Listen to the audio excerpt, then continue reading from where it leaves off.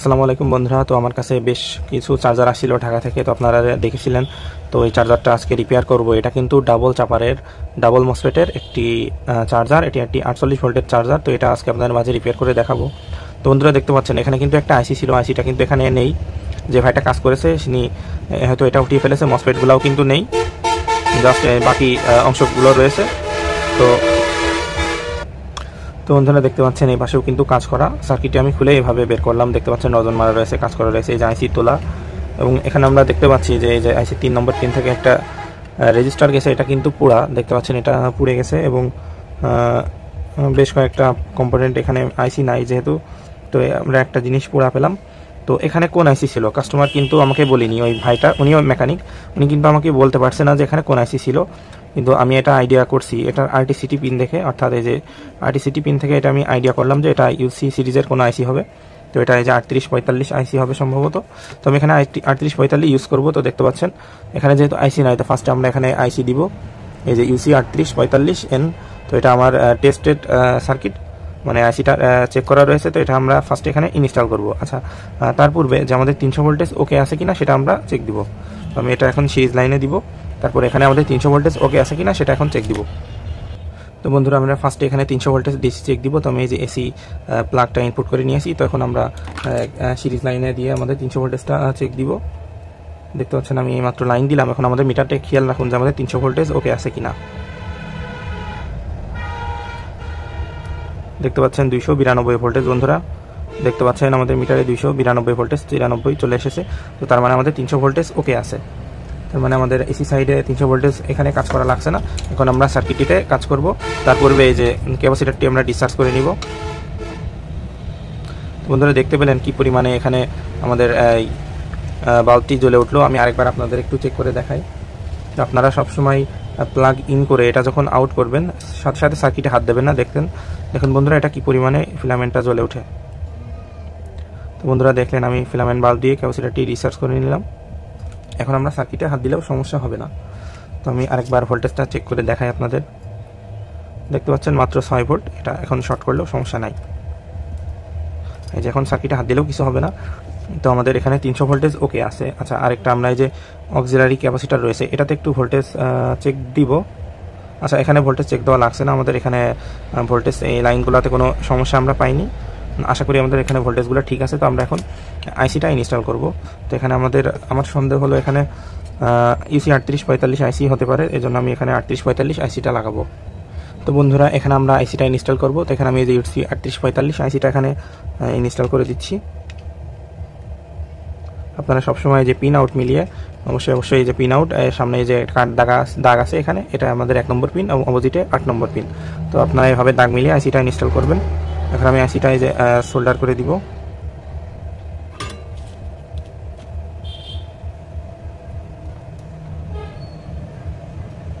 বন্ধুরা দেখতে পাচ্ছেন আমি আইসিটা সোল্ডার করে নিচ্ছি। সব পিনগুলো এভাবে আমরা সোল্ডার করে নিব। তো বন্ধুরা দেখতে পাচ্ছেন আমরা 3845 আইসিটা এটা আমরা সুন্দরভাবে এখানে ইনস্টল করে নিয়েছি। আচ্ছা, এই আইসির আউটপুট কিন্তু ফ্লাইব্যাক সিস্টেমে আইসির আউটপুটটা সরাসরি আমাদের মসফেটের গেট পিনে যায়, কিন্তু এখানে অন্যরকম সিস্টেম। এটা আপনার এই যে ডাবল মসফেট করছে ট্রান্সফরমারের মাধ্যমে। তো এই আইসির আউটপুট এই ট্রানজিস্টারে গেছে। এখানে দুইটা এনপিএন এবং পিএনপি ট্রানজিস্টার আছে, এখানে গেছে। এখন এই ট্রানজিস্টার দুইটা আমরা খুলে চেক দিব। ট্রানজিস্টার দুইটা আমরা এখন খুলে ফেলবো। খুলে কালেক্টর বেজ এমিটার ঠিক আছে কিনা সেটা আমরা এখন চেক করব।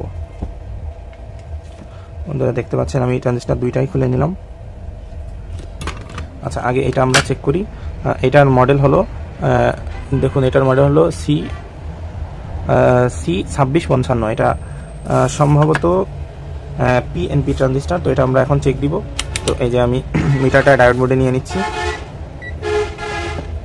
তো দেখুন কিভাবে ট্রানজিস্টার আমি চেক করি।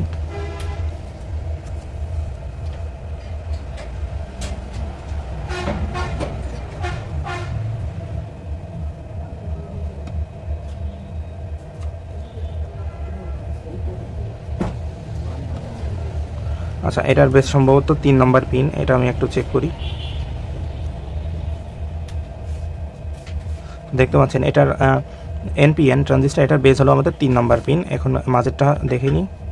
মান যেটাতে কম দেখাবে সেটা কালেক্টর 677, এটা 678, যেহেতু মাঝেরটা 77 দেখিয়েছে, মাঝেরটা ইমিটার, আমাদের এই ট্রানজিস্টারটি ভালো আছে। যেহেতু ভালো আছে, এটা যেখানে ছিল আমরা সেখানে ইনস্টল করে দিব। তো বন্ধুরা আমাদের এই ট্রানজিস্টারটিও ভালো আছে, এনপিএন ট্রানজিস্টার।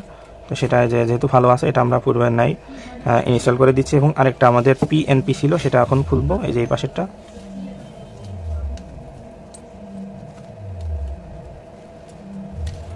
দেখতে পাচ্ছেন, এটা আমি এখন খুলে নিচ্ছি। এই যে আমাদের পিএনপি ট্রানজিস্টার।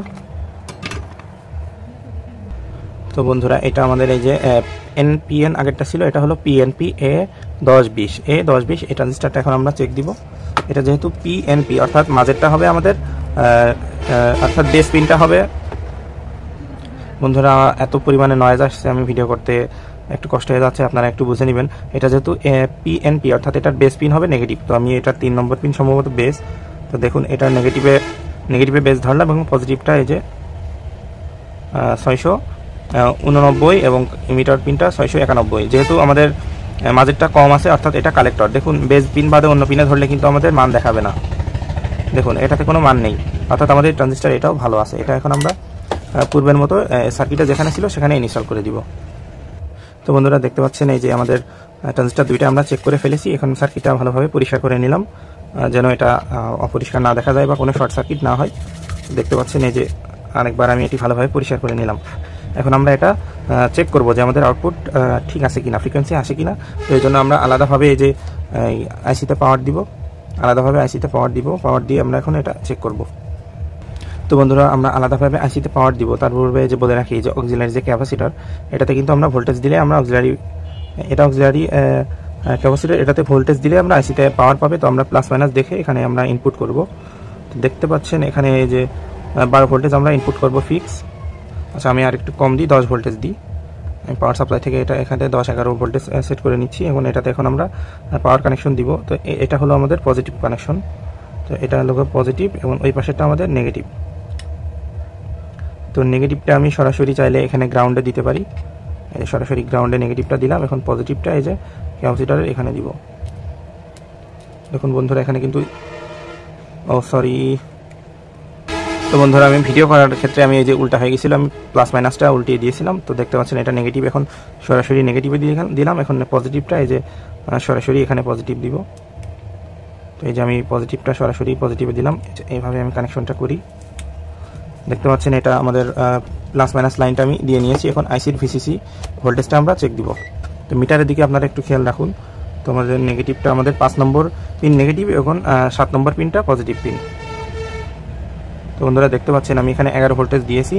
11 নম্বর 5 এবং 11 নম্বর পিনে এই যে আমাদের ভিসিসি পিনে 11 ভোল্টেজ চলে এসেছে। এখন আমরা চেক করার জন্য আমরা 8 নম্বরে রেফারেন্স ভোল্টেজটা দেখব।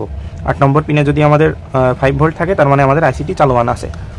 দেখতে পাচ্ছেন আমি এই যে 8 নম্বর পিনে এই যে 5 ভোল্ট দেখতে পাচ্ছি, তার মানে আমাদের আইসিটি সক্রিয় হয়েছে, অর্থাৎ এটি পিডব্লিউএম আউটপুট দিচ্ছে। তো আমাদের এই যে আইসিটা চেক করে নিলাম, 8 নম্বর পিনে 5 ভোল্ট থাকলে সেই আইসিটি ভালো আছে। তো বন্ধুরা এখন আমরা এই যে মসফেটটা ইনস্টল করব। এখানে দুইটা মসফেট লাগাবো, এবং এখানে যে আমাদের শান্ট রেজিস্টার ছিল, এখানে 0.1 ওহমসের একটা শান্ট ইউজ করব। তার আগে এই যে আইসি 3 নম্বর পিন থেকে যে একটা 1K গেছে, এখানে কিন্তু পুড়ে গেছে। বন্ধুরা দেখতে পাচ্ছেন এখানে কিন্তু একটা রেজিস্টার ছিল, সেটা পুড়ে গেছে। এই যে আমি তুলে ফেলি।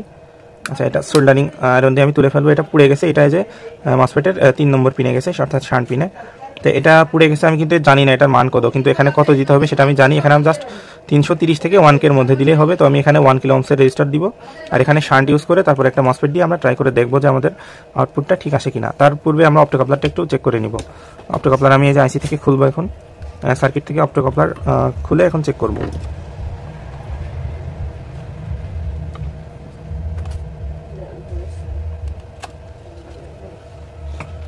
বন্ধুরা দেখুন, আমি জাস্ট একটা ফাইনাল চেক দিব। আমাদের ফিডব্যাক সেকশন নষ্ট থাকলে কিন্তু এটা ফুটে যাবে মসফেটটা। এই যে অপটোকাপলারটা আমি এখন চেক দিব। মিটারটা আমি আবারও ডায়োড মোডে নিয়ে যাই। অপটোকাপলারটা এই যে চেক দিব, আর ডট পিনে আমরা পজিটিভ প্রোবটা এবং অপোজিটে নেগেটিভ ধরবো। দেখি আমাদের কত আসে। হ্যাঁ বন্ধুরা, আমাদের এটা ভালো আছে। এই পাশে কোনো মান আসবে না, এ পাশেও কোনো মান আসবে না। আমাদের অপটোকাপলারটি ভালো রয়েছে। এখন অপটোকাপলারটি আমরা পূর্বের নাই ইনস্টল করে দিব। অপটোকাপলারের যে ডট চিহ্ন, অর্থাৎ এটা 1-2 পিন সবসময় আমাদের ডিসি সাইডে থাকে। সার্কিটেও আমাদের এটা মার্ক করা থাকে, দেখতে পাচ্ছেন এখানে ডট চিহ্ন দেওয়া আছে। তো এই যে আমি একটা পূর্বের মতো ইনস্টল করে দিব।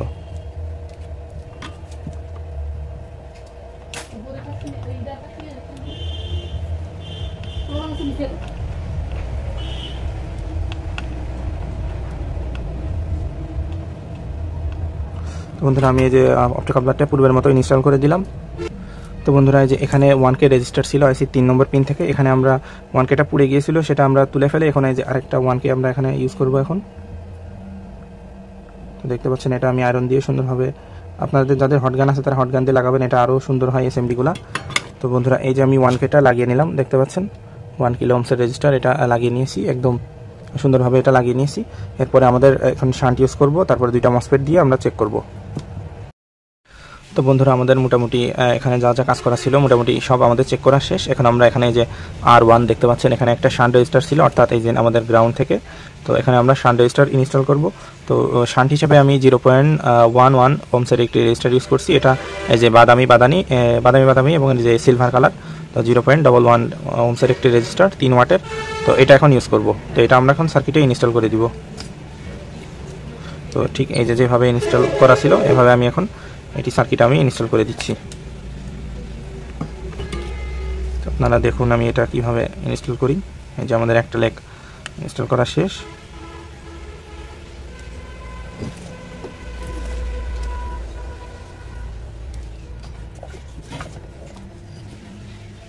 তো বন্ধুরা এখানে আমি এই যে শান্টটা ইনস্টল করে দিয়েছি, এখন জাস্ট আমরা মসফেটটা ইনস্টল করে এখন চেক দিব। তো এখানে মসফেট বিশন শার্ট লাগানো ছিল, নষ্ট হয়ে গেছে সেটা।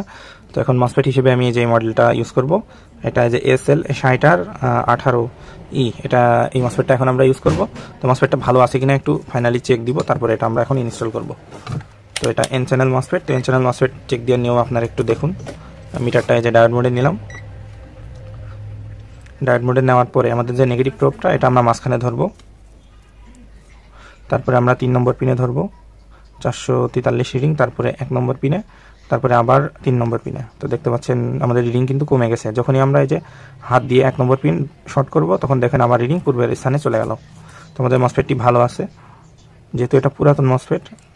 এই যে যখন 1 নম্বরে আবার যখন 3 নম্বরে শর্ট করবে এটার মান আরও কমে যাবে। এটা যত কম দেখাবে তত এটার ক্যাপাসিট্যান্সটা ভালো থাকে। তো মসফেট আমাদের এটাও নষ্ট না, এটাও ভালো। তো এটা আমরা এখন ইনস্টল করে দিব। তো আমরা হিটসিং বাদেই আমরা এখন ইনস্টল করব জাস্ট চেক করার জন্য। এই যে মসফেটের গেট পিন আমাদের কোনটা, এই যে গেট পিন, এই যে এটা এভাবে আমরা এখন ইনস্টল করব। তো বন্ধুরা এই যে মসফেটের 3টা লেগে এখন আমরা সার্কিটের সাথে বসিয়ে দিব। তো আপনারা সার্কিট এই মসফেট বসানোর সময় অবশ্যই গেট ড্রেইন সোর্স অর্থাৎ 3টে লেগই মিলিয়ে তারপরে বসাবেন।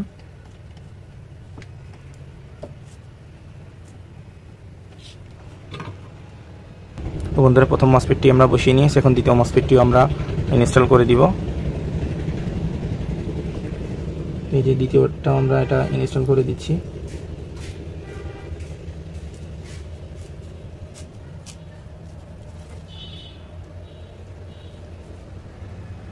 তো বন্ধুরা দেখতে পাচ্ছেন আমাদের দুইটা মসফেটই কিন্তু ইনস্টল করা শেষ। তো আমরা এখন সার্কিটটা সম্পূর্ণভাবে ভালোভাবে ক্লিন করব, কারণ ক্লিন না করলে অনেক সময় এটা শর্ট হয়ে থাকতে পারে। কোনো লেগগুলো যদি শর্ট হয়ে থাকে সেক্ষেত্রে কিন্তু এটা কাজ করবে না বা ফায়ার বা নষ্ট হতে পারে। এই জন্য আমি এই যে সার্কিটটা একদম সুন্দরভাবে থিনার দিয়ে ওয়াশ করে নিচ্ছি।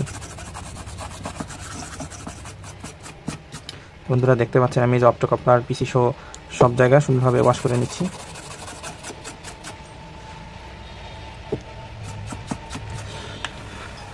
তো বন্ধুরা দেখুন সার্কিটটা একদম পরিষ্কার হয়ে গেছে। তো বন্ধুরা আমাদের সার্কিটটি মোটামুটি কমপ্লিট। এখন আমরা জাস্ট পাওয়ার কানেকশন দিব। তো পাওয়ার কানেকশন দেওয়ার আগে এখানে আমাদের দুইটা ইন্ডিকেটর রয়েছে। তো ইন্ডিকেটর কোনটা চলে আমরা একটু দেখি। আমি লাইটটা অফ করে দিই। আচ্ছা, তার আগে আমি পাওয়ার কানেকশনটা দিই সাবধানে। আপনারা অবশ্যই সিরিজ লাইন ইউজ করবেন। তো বন্ধুরা এই যে আমি পাওয়ার কানেকশনটা দিলাম। তো দেখতে পেলেন আমাদের সার্কিটটি কিন্তু ওকে হয়ে গেছে।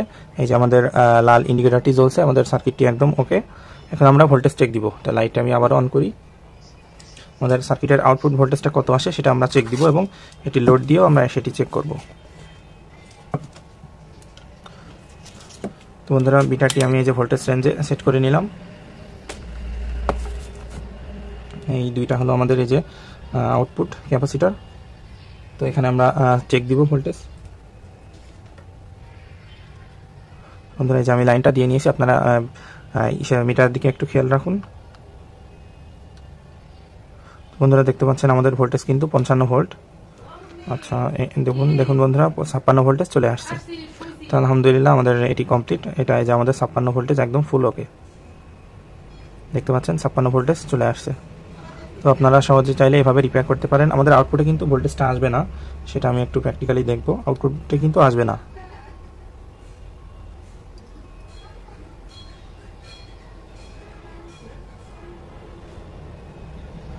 দেখুন বন্ধুরা আমাদের একদম আউটপুট ভোল্টেজটা ওকে, একদম 56 ভোল্টেজ। তো ধন্যবাদ সবাইকে। তো আমাদের চার্জারটি একদম ফুললি কমপ্লিট। ধন্যবাদ সবাইকে সাথে থাকার জন্য।